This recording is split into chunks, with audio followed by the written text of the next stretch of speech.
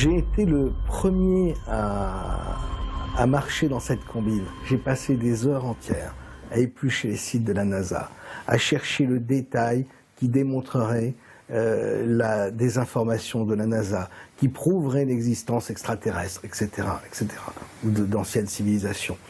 J'ai passé là-dessus, sur ce travail, des milliers d'heures, jusqu'à aujourd'hui, jusqu'au moment où je me suis rendu compte qu'en réalité, tout cela était un leurre, et que la NASA ne nous avait jamais montré que ce qu'elle voulait qu'on voie. Et qu'en réalité, ces anomalies, ces différentes choses mystérieuses qui apparaissaient sur les documents étaient un moyen de nous empêcher, d'empêcher les chercheurs de découvrir une vérité bien plus terrible, dont l'origine remonte à Werner von Braun et Disney, qui est le fait que toute cette conquête spatiale repose sur un immense mensonge et est en réalité un vaste spectacle. Step off the left now.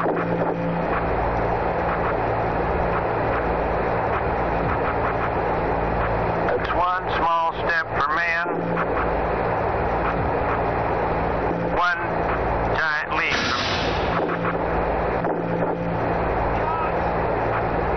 So, I guess you want to do it again. Okay.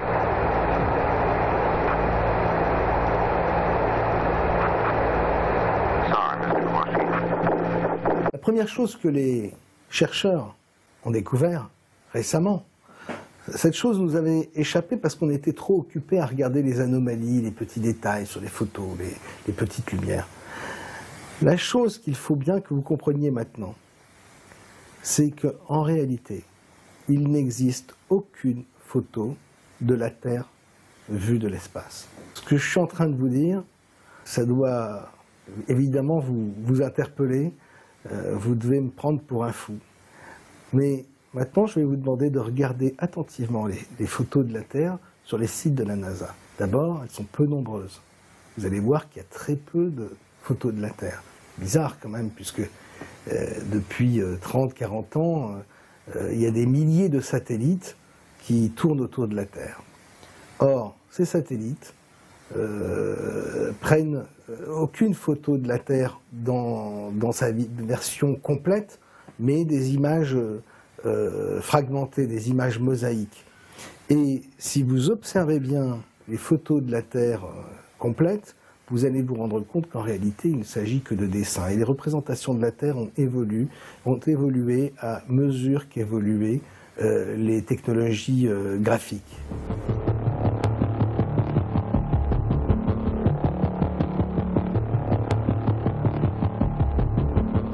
Il faut que vous sachiez une chose importante, c'est que les photos de la Terre les plus connues, quand je dis photos, mettez des guillemets, les photos de la Terre les plus connues datent de 1972, les dernières.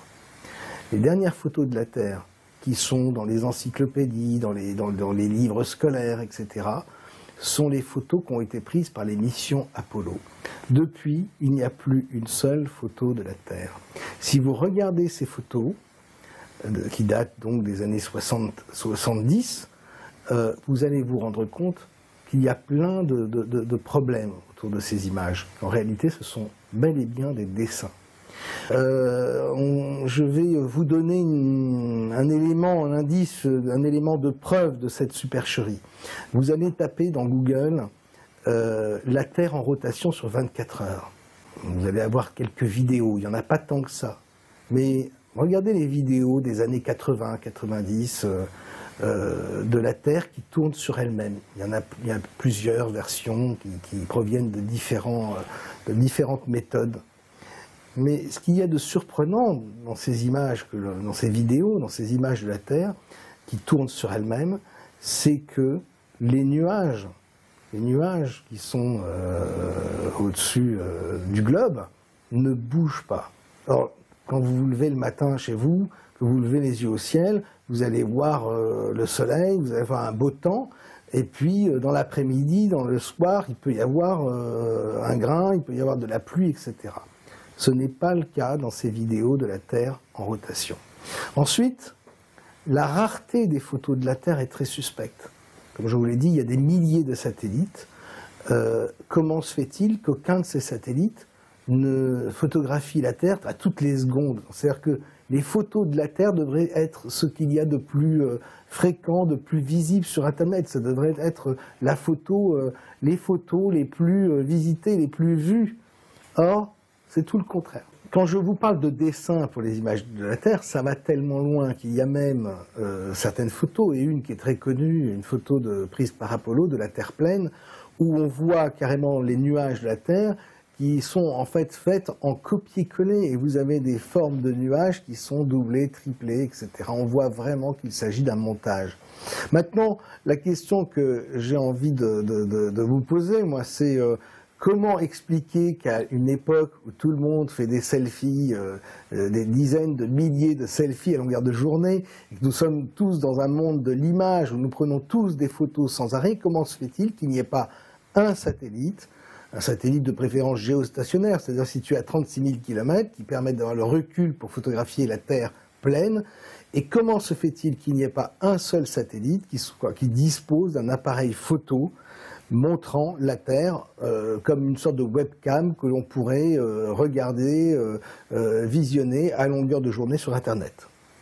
Ça, c'est une question quand même qui me paraît extraordinairement problématique. Apparemment, là où je veux en venir, c'est qu'il y a un gros problème sur, la réalité de la conquête spatiale, évidemment, mais aussi sur la réalité du monde dans lequel nous vivons. Cette absence de photographie non discutable, cette absence de photographie de la Terre qui persiste depuis maintenant plus de 40 ans, pose vraiment un grave problème. Si vous regardez les photos de la Terre prises par Apollo sur les sites de la NASA, que vous les mettez sur votre logiciel Photoshop, vous allez voir que la plupart du temps, les terres ont été détourées et mises, posées, copiées-collées sur un fond noir. En augmentant la luminosité, en baissant le contraste, vous allez vous rendre compte du montage absolu de ces images. C'est tellement flagrant qu'à certains endroits, on a détouré la Terre au niveau des pôles, et qu'il manque d'ailleurs des parties de la Terre. Il y a énormément de problèmes. Si vous comparez les photos de la Terre, en photo je parle de dessin en réalité, prises par Apollo, et l'image que l'on a sur Google Earth de la Terre, qui est normalement, en termes de proportion, doit être extrêmement fidèle, vous allez voir qu'il y a des différences, que ce soit au niveau de la position des continents et même de la taille des continents. Bref, il y a un gros souci et on arrive difficilement à savoir en réalité à quoi ressemble le monde dans lequel nous vivons. Et ça commence vraiment à poser problème. Les chercheurs ont tellement commencé à poser des questions pertinentes autour de cette question que la NASA s'est sentie obligée d'envoyer une sonde en 2015 pour montrer enfin, depuis 1972, une première photo de la Terre vue de l'espace. Cette sonde qui est partie à 1,6 km, alors là, c'est millions de kilomètres. Là aussi, c'est la question, pourquoi envoyer une sonde à 1,6 million de kilomètres alors que n'importe quel satellite géostationnaire pourrait prendre un cliché de la Terre dans sa globalité. Mais voilà, c'est ce que la NASA a fait pour répondre, et on remarquera d'ailleurs que les réponses de la NASA depuis toujours ont toujours été bizarres, malvenues, enfin propres à la polémique, presque encourageant la polémique. Et vous allez voir que celle-là, elle ne sort pas de la tradition.